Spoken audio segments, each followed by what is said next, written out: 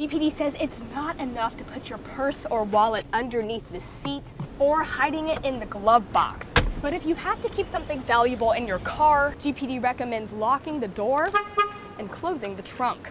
The hateful messages at the front of the house have already been painted over, but as you can see, there's still broken glass here at the back of the house near the kitchen. Some people believe the Newberry lynching happened somewhere on this property where I'm standing. However, others say it happened on this property across the street, and this big oak tree behind me could have been the actual lynching tree. Here on a commonly walked hallway at the lower level is red caution tape covered in the word danger, but just around the corner are signs that actually warn of cancer and lung disease problems. And we caught up with both the Alachua County Republican and Democratic Party chairs today. The one thing these 17 break-ins had in common is that every single one of the cars were unlocked. Here's what it's like for a canine in the back of a patrol vehicle. There are safety features to keep the car from getting too hot. Windows will automatically roll down, a fan will come on to keep the air circulating in the car, and an emergency alarm goes off to alert the officer of any danger. This is a 1946 Piper Cub that would have been flown in World War II. Just because you own one of these doesn't mean you're exempt from following the laws of the road. You still have to obey all of the normal traffic regulations, for example. And I'm actually here with one of the creators right now, Raymond Rawls. Raymond, can you tell me what we have here? Students worry about looking uncool, but GPD says helmet head is worth it. And I think we kind of look alike, right? I can see it. The Jacksonville Beach Pier is closed and locked off to visitors after Hurricane Matthew washed away its end portion. Reporting live from GFR's Training Bureau, live from Paynes Prairie, reporting live from the Delta Tau Delta Fraternity House, reporting live from the Hippodrome, reporting live from the Alachua County Supervisor of Elections Office, reporting live from the newsroom, Maggie Lorenz, WUFT News. I got to hear the story of one family who lost everything. Just days after Hurricane Matthew destroyed parts of Florida's East Coast, people started returning to Jacksonville Beach in an effort to move forward. It's all you can do, you know. Among the clusters of sunbathers and surfers, one family came to the beach for a different reason. My landlord had called us yesterday, and said, don't even bother coming back. They have nowhere else to go. It's destroyed. Patrick Verway and his wife Nancy and son Kevin moved down from Pennsylvania just a couple months ago. Moved here to start a new life and be by the beach. And now I'm by the beach. And my new life has got to start right from the bottom again. Their rental home in Mayport was torn apart by the storm. Verway says all that was saved was what they could carry, including their 2 pet bearded dragons. 1 bag, 2 bags, 3 bags, a couple books, these pillows, that's it. That's it.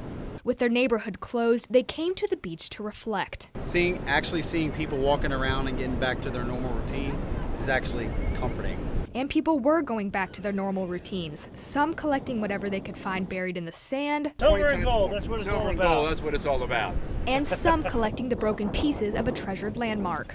The Jacksonville Beach Pier is closed and locked off to visitors after Hurricane Matthew washed away its end portion, but some beachgoers are still seizing the opportunity to grab some souvenirs. I'm going to take this one home and cut it in half and make some shelves out of it. Now that they're displaced, Verway and his family have no use for pier debris. But like the wreckage hunters, they're trying to sift out the positives. Your situation is never truly hopeless. My family's safe and we're all alive and the dragons are safe. So, yeah, thankful for that. I'm sure a lot of people went through a lot worse than we did. Verway says he doesn't really know in the short term what will happen to his family, but he says ultimately they want to try to get back to Pennsylvania, where they're from and where they have family. Stephanie, Sarah, the hateful messages at the front of the house have already been painted over, but as you can see, there's still broken glass here at the back of the house near the kitchen.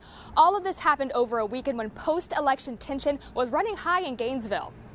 Messages of hate spray painted across a University of Florida fraternity house. Early Sunday morning, vandals sprayed 3 columns of the Delta Tau Delta house with hearts above a black swastika, the word Trump, and the word rape. The Gainesville Police Department says this political election has people more heated than previous years.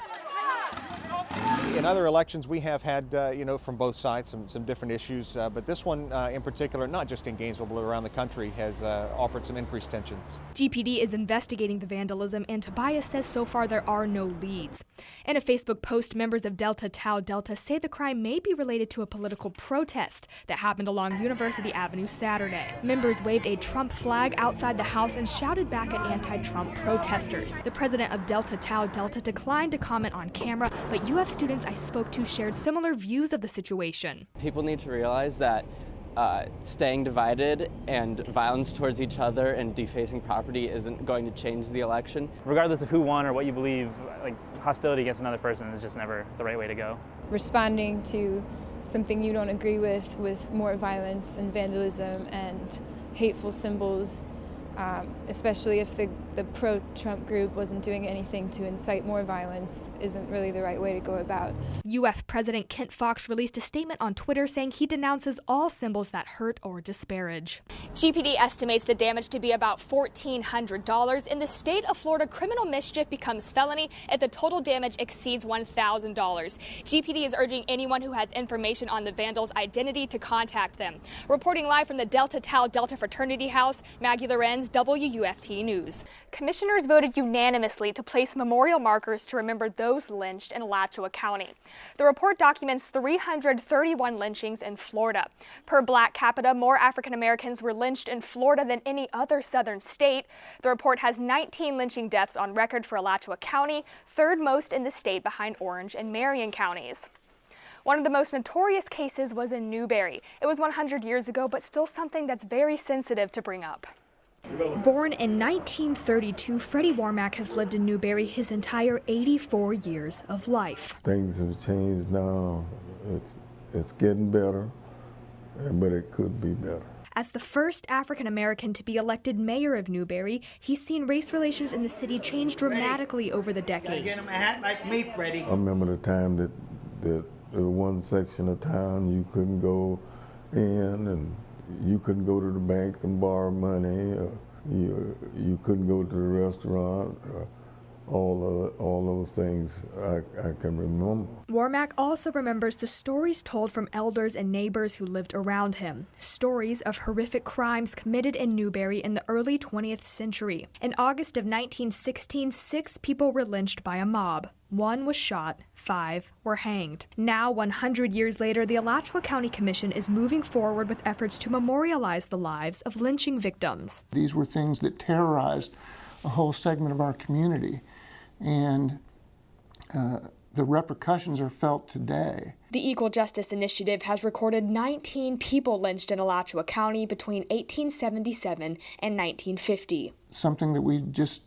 need to not allow to be forgotten. In January, the commission voted unanimously to place markers around the county commemorating the lives of those lynched in Alachua County. Hutchinson has suggested placing the markers on the closest public right-of-way to each lynching. A problem with placing markers on the actual sites is sometimes it's not clear exactly where that is. Some people believe the Newberry lynching happened somewhere on this property where I'm standing. However, others say it happened on this property across the street, and this big oak tree behind me could have been the actual lynching tree. William Logan, an English professor at the University of Florida, was one of many people over the years who've asked the county to memorialize lynch victims. It's a tremendous crime in America. It's a horrible past, but we don't do the past any good by trying to forget it. Not everyone shares that sentiment. The current mayor of Newberry says he'd prefer to look toward the city's future, not the torments of decades earlier. Let's focus on things where we can work together and make Newberry a more inclusive place, a more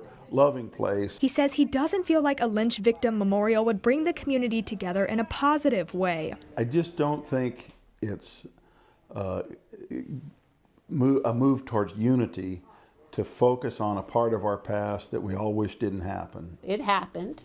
You can't sweep that under the rug. Patricia Hilliard-Nunn teaches African American studies at UF. She's worked personally with some of the direct descendants of the Newberry lynching and members of Pleasant Plain Church, where some of the victims are buried. I think that some of those families, some of those descendants or friends were ready to do this, because that lynching, that terrorism is a very difficult thing to process. She's currently involved in separate efforts to place 2 historical markers in Newberry, one to commemorate the lynching and one to mark the historical contributions of African Americans in the county. The memorial will bring that back, what actually happened, and give future kids and whatnot a chance to know what really happened where they live.